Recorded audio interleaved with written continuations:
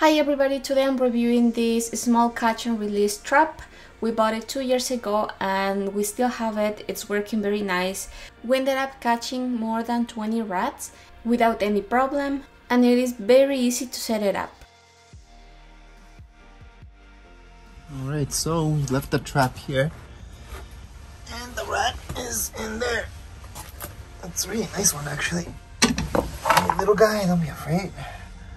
It's gonna leave you somewhere else. So what I did was put seed inside and he trapped the little guy in there. So we're just gonna relocate him to a park nearby. Not too close by obviously, because then these guys just come back. You guys can see the feces somewhere here. Yeah, there we go, feces from the rat. That's how we knew there was a rat around underneath our deck. Also right here we noticed that there was a hole, so we knew that for sure something got in there, and because of the size of the feces we knew it was a rat and not anything else, such as a squirrel or anything else really. So here we go, here's this guy, pretty nice rat. We're just gonna let him be at the park, so that's where we're gonna go right now.